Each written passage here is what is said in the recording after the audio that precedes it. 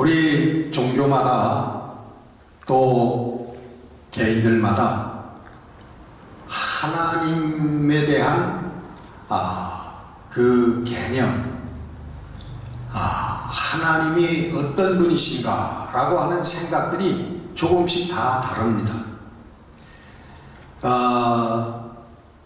극성을 떠는 이슬람교의 알라,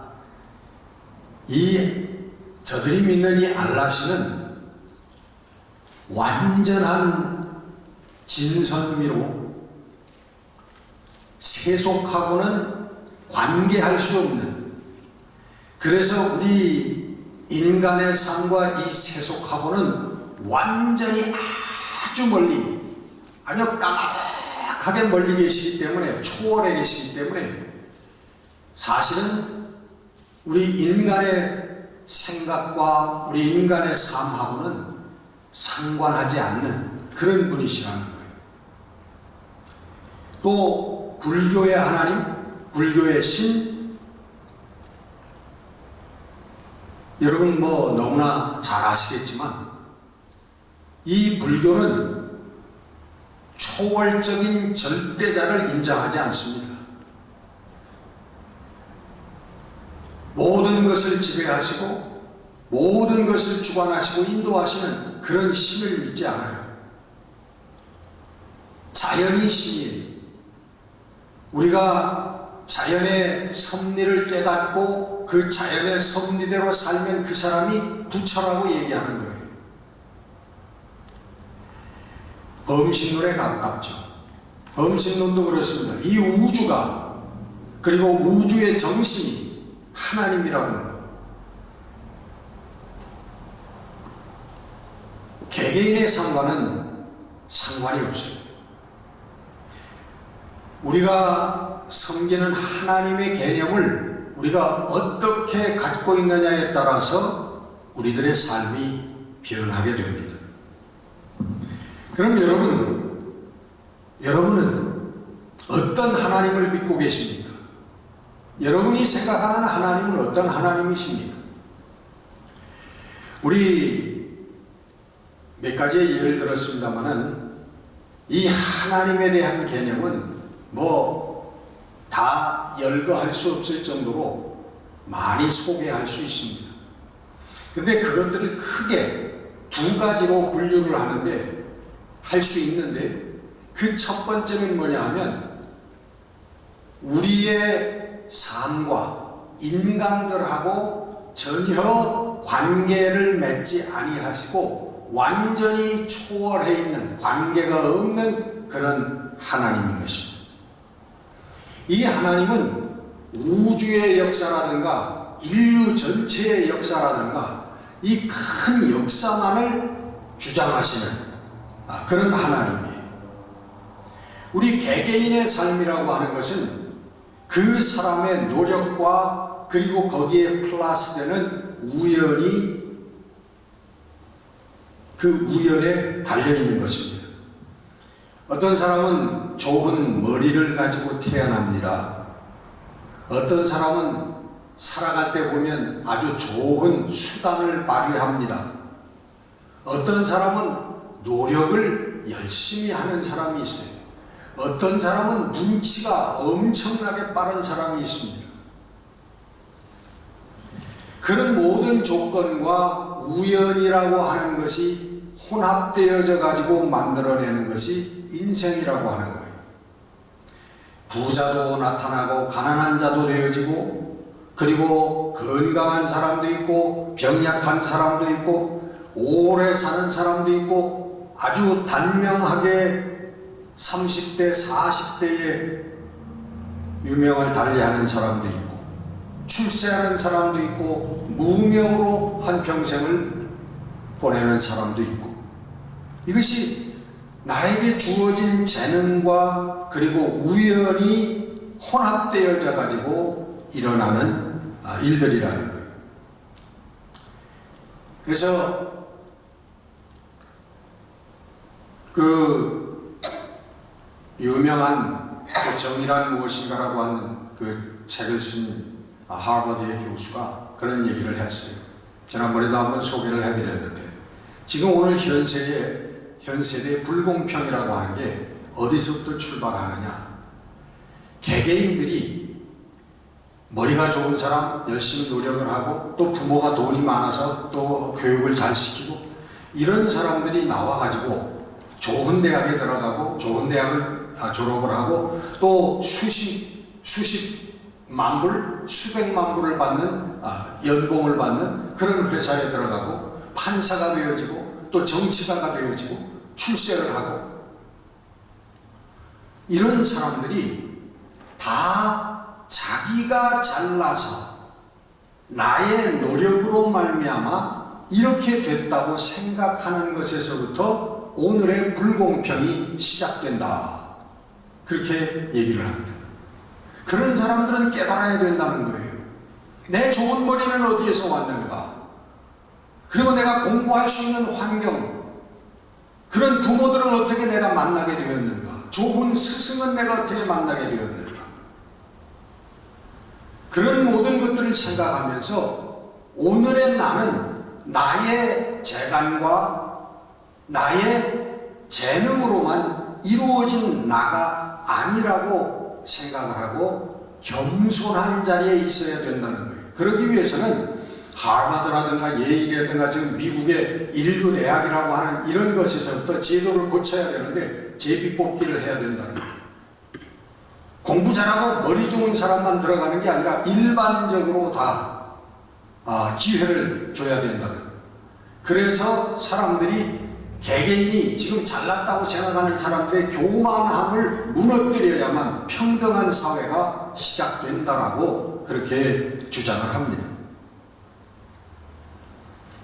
오늘 이 개개인의 삶과 상관이 없는, 그저 내 좋은 머리와 내 노력을 통해서, 내 환경을 통해서, 그리고 거기에 운이라고 하는 것이 잘 맞아떨어져 가지고 내가 지금 훌륭한 사람들에게 부러움을 사고 존경받는 그런 자리에 있다.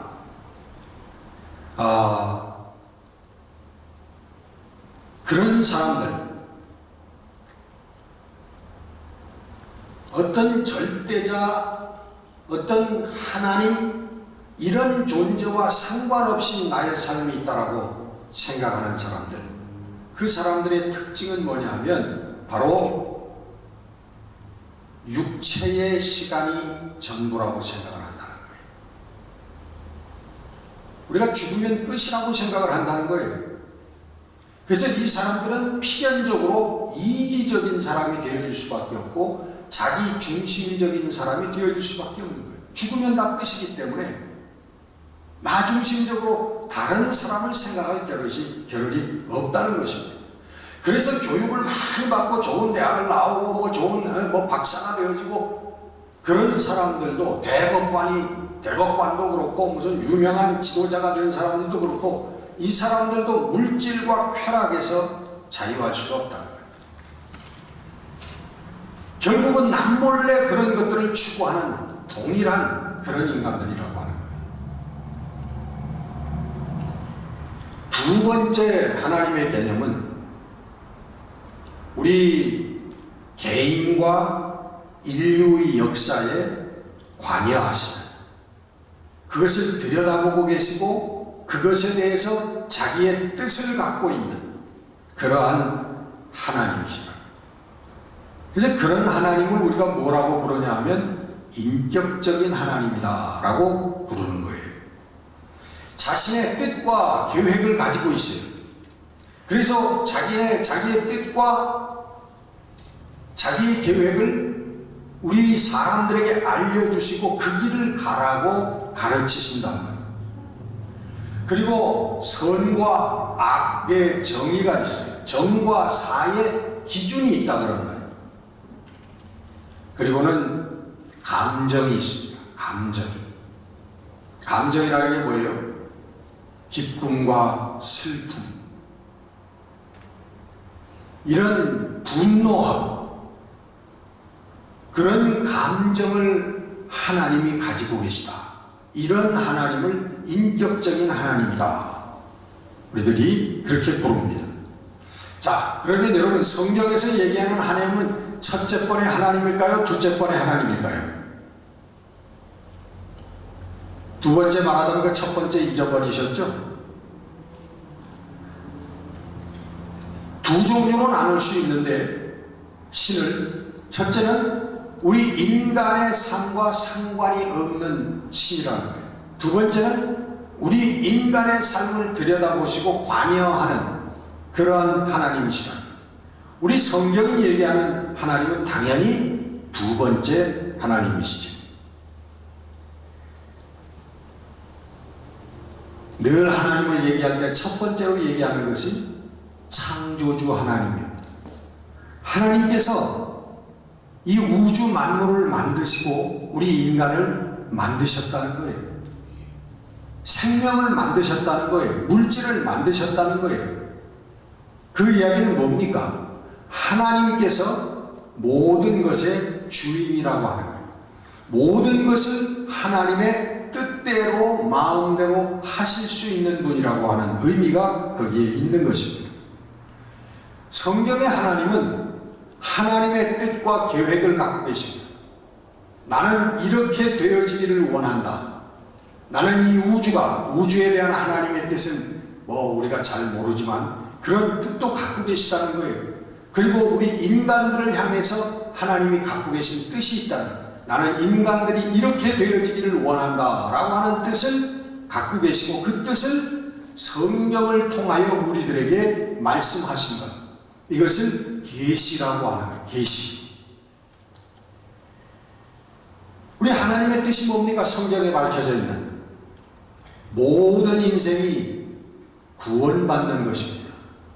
그리고 구원받아서 하나님이 원하시는 새 하늘과 새 땅에서 하나님과 함께 영원한 복락을 누리는 것이, 이것이 하나님께서 성경에 계시해 주신 뜻이에요. 그래서 새 하늘과 새 땅이라고 해서 요즘 대한민국에서 유행하는 게 뭡니까? 신천지 아니에요? 신천지. 그 신천지가 여러분 비성서적인 그 이단만의 이름이 아닙니다. 성경에 나와요. 새 하늘과 새 땅을 신천지라고 하는 거예요. 우리 인간의 생각과 인간의 역사가 아닌 하나님의 통치와 하나님의 역사가 이루어지는 그 나라가 신천지라는 거예요. 새 하늘과 새 땅이라는 거예요. 하나님께서는, 성경의 하나님께서는 하나님의 뜻대로 사는 사람에게 복을 주시고 하나님의 뜻대로 살지 않는 자에게 심판을 하시는 하나님이다 라고 성경은 우리들에게 가르쳐 주시고 있습니다. 하나님은 복을 주시는 하나님입니다. 아브라함에게 무슨 복을 주셨어요? 하늘의 별과 같이 바닷가에 모래알같이 많은 후손의 복을 주셨습니다. 그 후손은 어떤 후손이에요? 하나님을 믿는 후손들이라는 거예요. 하나님을 믿는 하나님의 백성들의 자손을 너를 통해서 내가 이루겠다. 이게 아브라함에게 주신 하나님의 축복이에요. 이게 구약적인 축복인데 신약에 들어와서는 어떤 축복이 됩니까? 예수 그리스도로 말미암아 죄사함을 받고 하나님의 자녀가 되어서 영생 구원을 얻어. 이것이 신약에서 얘기하는 하나님의 축복입니다. 하나님을 믿는 자들의 축복. 그래서 사도 바울은 얼마나 여러분 많이 고생을 했습니까? 사도 바울은 매도 많이 맞고 전도하기 위해서 배를 타고 가다 파선도 당하고 강도도 당하고 결국은 나중에 교수형으로 목이 댕강 잘려서 죽는 순간까지 제대로 먹을 것도 먹지 못하면서 잠도 제대로 자지 못하면서 평생을 그냥 고생한 사람이에요. 근데 그는 어떻게? 나는 정말 기쁘다. 여러분 기뻐하세요. 항상 기뻐하세요. 왜 그래요? 하늘의 소망을 가지고 살았기 때문에. 이 땅에 잠깐 몇 년 살다 가는데 소망을 둔 게 아니라 하나님의 영원한 영광과 복락을 그는 믿었기 때문에 이 땅의 어려움을 기쁨으로 감수할 수 있었다는 겁니다. 이게 신약적인 축복이에요. 그 다음에 여러분, 하나님의 뜻대로 살지 않는 자들을 하나님 심판하시는데 구약의 심판이 뭡니까? 여러분 심판하면 떠오르는 게 뭐예요? 노아의 홍수.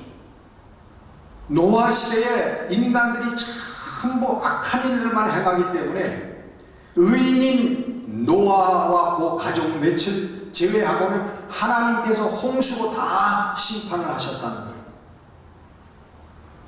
그 후에도 여러분 하나님 뜻대로 살지 못하는 타락한 소돔과 고모라를 하나님께서 불을 내리셔가지고 심판을 하셨습니다. 오늘 고고학자들이 가서 보니까 소돔과 고모라 지역에 그 유성, 하늘에서 그 별똥들이 떨어진 그런 유성들이 지금도 있다는 거예요. 그래서 소돔과 고모라가 멸망한 원인, 그게 학자들은 하나님의 뭐 심판이다 그런 걸 떠나서 왜 그들이 그 시리가 멸망을 했느냐, 하늘에서 불덩어리들 유성들이 떨어져 가지고 다 타 죽었다는 거예요. 신약에 와서는 하나님의 뜻대로 살지 않는 자들에게는 지옥이 있다고 얘기합니다. 죽은 후에 지옥의 고통이 있을 것이다 라고 심판을 말씀하고 있습니다. 여러분, 성경이 말씀하고 있는 분명한 한 가지의 법칙이 있습니다. 여러분, 성경에도 권선징악이라고 하는 게 뭐죠? 선을 권하고 장려하고 징악, 악을 심판하는 거예요. 하나님께서 착하게 사는 사람들은 축복을 하시고 하나님께서 악하게 사는 사람들은 심판하신다라고 하는 이 권선징악의 개념이 성경에 명확하게 나타나 있지 않습니다. 모든 성경을 들어서 그 증거를 대기가 어렵습니다. 왜냐? 성경에 얼마든지 권선징악이 아닌 케이스들이 많이 나오기 때문에 그래요. 여러분, 구약성경만 해도 보세요. 구약성경에 이스라엘과 유다의 많은 왕들 다 선한 왕들이 아니에요. 선한 왕들은 손으로 꼽을 몇 사람밖에 되지 않습니다. 대부분의 왕들이 다 바알신을 섬기고 하나님을 그때 여호와 하나님을 멀리하고 제사도 지내지 아니하고 방탕하고 억압하고 그런 삶을 살았지만 그들은 마지막에 병이 걸려서 죽거나 뭐 비참하게 죽거나 그런 사람들은 몇 안 되고 다 그저 그 악행을 행하다가 자기 조상에게로 돌아갔다, 그것으로 끝납니다. 하나님께서 심판하신 흔적이 없어요. 우리 신약에 들어와서도 여러분 마찬가지죠. 예수 그리스도를 핍박한 자들, 예수 그리스도 하나님의 진리를, 예수 그리스도를 통한 하나님의 진리를 받아들이지 않았던 사람들 다 잘 먹고 잘 살다가 죽었어요. 로마 황제 하나님을 섬겼습니까? 태양신을 섬기고 나중에 자기가 신이라고 했던 황제들, 잘 먹고 잘 살다가 죽은 황제들 얼마든지 많이 있습니다. 여러분, 오늘 현세도 마찬가지예요. 오늘 이 세상을, 여러분 우리가 살고 있는 세상을 여러분 잘 알잖아요. 하나님 믿지 않는 사람은 다 벌 받습니까? 다 저주 받습니까? 얼마 전에 죽은 이건희, 삼성 이건희 회장도 저주 받아서 막 병으로 그냥 하늘에서 벼락이 떨어져서 죽었습니까? 최고의, 마지막에 늙어서 병이 들어서 최고의 병원에서 최고의 대접을 받다가 그렇게 갔습니다. 그 심판이에요, 여러분. 우리 주위에도 여러분 악한 사람들 얼마든지 있어요. 악한 생각을 하고 악하게 수단과 방법을 가리지 않고 다른 사람을 이용하고 뒤통수를 치는 그런 사람들이 얼마든지 있단 말이에요. 그 사람들 잘 먹고 잘 사는 모습을 여러분 보시잖아요. 이 권선징악의 그런 개념이 성경에 정확하게 나와 있지 않다는 거예요. 그럼에도 불구하고 성경에 말씀하고 있는 한 가지 분명한 사실은 무엇이고 하면 믿음입니다. 아멘. 하나님께서는 믿음의 반응하신다는 거예요. 하나님께서는 믿음 가운데 역사하신다는 거예요. 이것이 성경이 얘기하는 유일한 법입니다. 법칙인데 믿음의 법. 믿음이 행해지는 곳에는 하나님의 지혜와 능력이 나타난다는 거예요. 하나님의 손길이 나타난다는 거예요. 이게 신구약 전체의 가르침이며 증언입니다. 여러분, 신약과 구약이 뭡니까? Old Testament, Old Covenant, Covenant라고 하는데, 여러분, 이 Covenant라고 하는 뜻이 뭐예요? 약속이라고 하는 뜻입니다. 약속. 구약의 하나님의 약속, 옛날 하나님의 약속이고, 신약은 예수 그리스도 이후부터 주어진 하나님의 약속이라는 거예요. 오늘 본문에 여러분 가르침을 보십시오. 여러분 너무나 잘 아는 성경 구절이죠. 제자들이 예수님을 모시고 작은 배를 타고서는 갈릴리, 그대는 하도 갈릴리 호수가 커서 바다라고 불렀죠. 갈릴리 바다를 건너가고 있을 때 풍랑이 일었습니다. 그래서 막 파도가 그 자그마한 배를 집어삼킬 정도로 거세졌어요. 제자들이 위협을 느꼈습니다. 그래 예수님 계속 주무시고 계세요. 그래서 예수님을 깨웠습니다. 주님, 우리가 다 죽게 되었습니다. 오죽하면 주무시는 주님을 깨웠겠습니까? 우리가 다 죽게 되었다는 거예요. 그러니까 예수님께서 일어나서 둘러보시더니, 얘들아, 너희들 왜 이렇게 믿음이 없느냐? 이 믿음이 작은 자들아. 그러면서 바람과 파도와 바다를 꾸짖으니까 잔잔하여지더라. 그랬더니 제자들이 뒤에서, 야, 도대체 이 사람이 예수님을 사람으로 보는 거죠. 이 사람이죠, 물론. 이 사람이 도대체 어떤 사람이냐? 도대체 어떤 사람이기에 이 바람과 파도까지 저에게 순종하느냐? 그런 뒤에서 수군거리면서 이 장면이 끝납니다. 예수님을 물론 예수님이 전지전능하신 하나님이셨다라고 하는 것을 증거하는 구절이에요.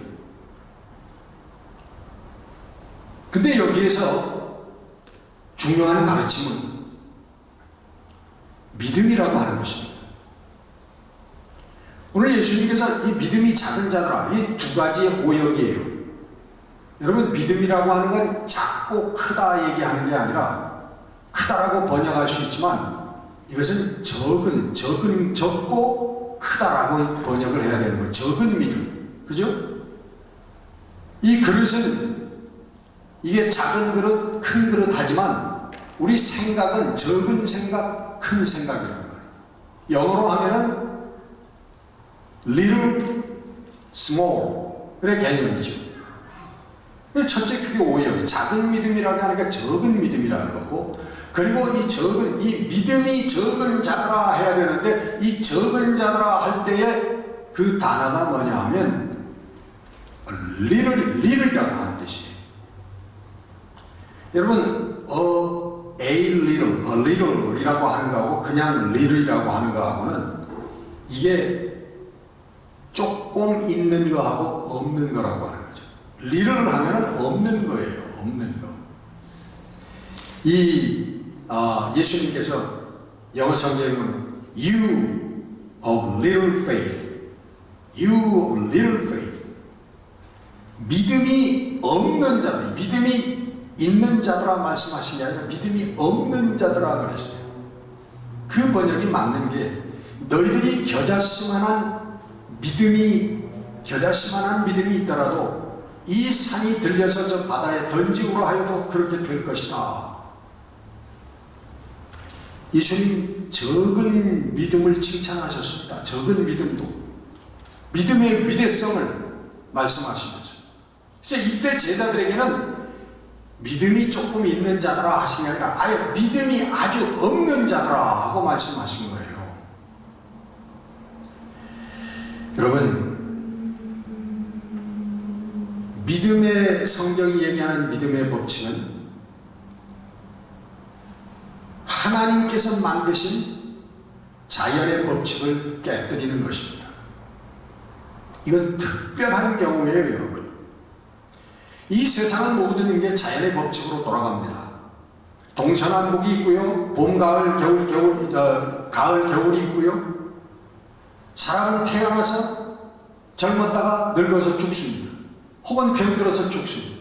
이 모든 것이 자연의 법칙입니다, 여러분. 열심히 노력하는 사람은 노력하는 어떤 열매들을 맺어요.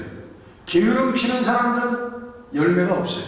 이런 모든 것들이 자연의 법칙이라고, 순리의 법칙이라고 얘기할 수 있습니다. 열심히 운동하는 사람은 몸이 튼튼하고, 운동하지 않고 게으른 사람들은 병약하고, 이런 것들이 다 자연스러운 법칙이죠. 근데 이 믿음은, 성경이 얘기하는 믿음은 그 모든 자연의 법칙을 깨뜨리는 그런 법이다. 그래서 자연의 법보다 우위에 있는 법이 믿음의 법이다라고 성경은 말씀하고 있는 것입니다. 아멘. 열왕기하에 보면 놀라운 말씀이 나옵니다. 아하스의 해시계가, 이사야가 기도했더니 아하스의 해시계에 있던 그림자가 10도나 뒤로 가더라. 하나님께서 하나님의 말씀에 약속을 하실 때 그 증거를 보여주셨습니다. 근데 어느 그 학자가 계산을 해봤더니 오늘 365일 25시간이 매년 조금씩 틀리는데 그게 바로 그때 해시계가 10도가 물러간 그것 때문에 지금 조금씩 그게 다르다고 그런 얘기를 하더라고요. 하나님 뭐 오차가 없이 정확한 분이니까 그 말씀은 맞을 거예요. 시간을 여러분 뒤로 돌리시는 하나님이에요. 믿음의 법칙. 여러분 잘 아시는 그 오병이어의 기적을 여러분 기억하시는데 그건 뭐냐 하면 물질의 주인이 되시는 하나님을 증거하시는 것뿐만 아니라 믿음을 얘기하는 겁니다. 믿음의 법칙을 얘기하는 거예요. 죽은 나사로를 살리시는 예수님의 모습 속에서 믿음을 말씀하고 있는 거예요. 깨뜨리는, 그리고 혈루병 여인을 치유하시는 예수님. 여러분 우리가 일상에서 가장 접할 수 있는 게 이 치유의 역사인데 이 치유의 역사는 자연의 법칙을 깨뜨리는 그런 법이 믿음의 법입니다. 여러분 우리 인생들이 병이 들면 뭐 의사에 찾아가서 치료를 받고 낫는 경우도 있지만 깊은 병이 들면 그 병으로 죽는 거예요. 그래서 생을 마감하는 겁니다. 그게 자연입니다. 자연의 법이에요. 그러나 예수님께서 또 베드로가 사도 바울이 죽은 자를 살릴 때 믿음으로, 그것은 자연 법칙을 깨뜨리는 믿음의 법이 우리들에게 있다라고 하는, 성도들에게 있다고 하는 것은 성경이 증언하고 있는 것입니다. 여러분, 어떤 하나님 그리고 어떤 믿음을 가질 것인가? 여러분 어떤 믿음을 가지고 한평생을 사실 겁니까? 그게 여러분의 인생이 어떤 모습의 인생이 되는가를 좌우하는 것입니다. 우리는 여러분 성경의 하나님을 믿는 사람들입니다. 그런 예수 그리스도의 하나님이시고 베드로의 하나님이시고 사도 바울의 하나님이시고 그리고 나의 하나님이십니다. 아멘. 여러분의 하나님이십니다.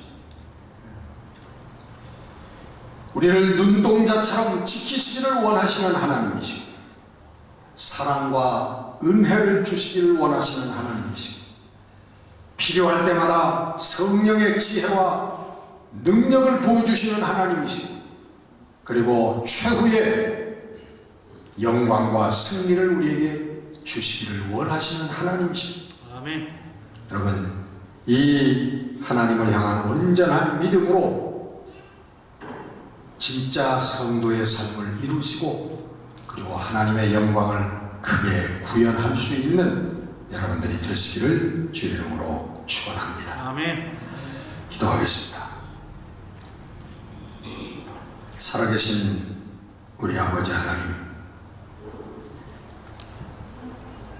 우리의 생명과 역사의 주제가 되시는 우리 하나님임을 저희들이 고백하면서도 그 하나님께 모든 것을 온전히 맡기지 못하고 오늘 내 생각과 내 힘으로 살겠다고 발버둥치는 가련한 우리 성도라고 부르는 사람들의 모습을 주님 다시 한번 깨닫게 하시고 돌이키게 하시고 이제는 온전히 하나님의 뜻대로 말씀대로 살 수 있는 우리 믿음의 성도들이 될 수 있도록 그리고 성경이 말씀하고 있는 믿음의 법칙이 우리들 삶에 충만하게 나타나는 성도들의 삶이 될 수 있도록 은혜를 베풀어 주시옵소서.